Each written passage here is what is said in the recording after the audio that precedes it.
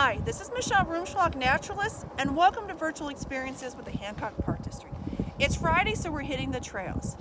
Today we're at Oakwoods Nature Preserve. So we took the path off of the parking lot that's closest to Shank Lake, and we ended up in the opening here. You can see Shank Lake, which is frozen a little bit behind us.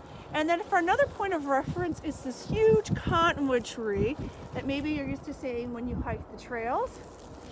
That's off right there. But today I wanted to talk to you about snags. And so maybe you've never heard that before, but I know you all know what they are. Those are dead trees, but we call them snags in nature. So snags are very important to have because they provide a habitat source for about 100 different types of birds and mammals living here in our forests.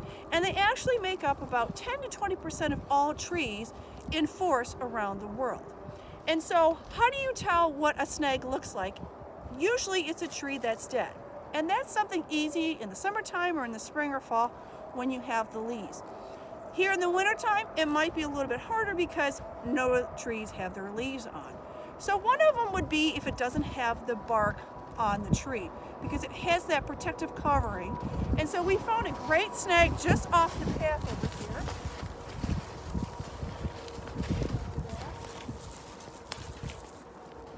So this one has been here for quite a while because the top is broken off. We don't have any of the smaller limbs at the top. Now the bark itself, I can tell though, has just been peeled because the underneath bark still has that yellow kind of tan color. When a tree or wood has been out for a while and has been weathered, it gets that kind of grayish color. And you might be familiar with that maybe with your decks or if you have a wood pile outside your home. So this bark has just kind of started to peel, or actually looks like a branch here that's peeled down. We've got a lovely poison ivy vine growing on there. But if you look up to the top, or top-ish, you can see that there's holes there. So probably pecked out by woodpeckers. Sometimes you can have natural cavities that are forming inside the trees. And so now that these holes have been there, again, it provides that habitat for many different animals. So let's say that red-bellied woodpecker or downy woodpecker, which we have plenty of here at Oakwoods, would live there for 1 year, raise their babies, the babies would fledge, and then the next year they would find another hole to make. They're not going to use that same hole year after year. But somebody else could move in, like an eastern bluebird or a house wren. The hole's larger, we can get things like southern flying squirrels or screech owl. The hole gets bigger yet, we'll see things like great horned owls use it for nesting, or even raccoons in there. So they're very valuable, as you can see, for those animals that are living there or finding a food source. This dead tree has attracted different types of insects.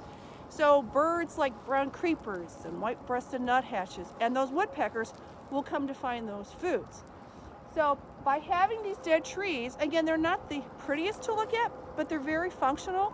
And as long as they're not in the way, if you had them in your yard or in your forest, that they're going to fall down on a building or for us, fall down on a path, we're going to leave these here because they're so valuable for wildlife.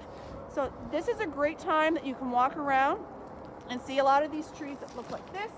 Maybe look for those different woodpecker holes or find ones that just have the bark peeling off of them.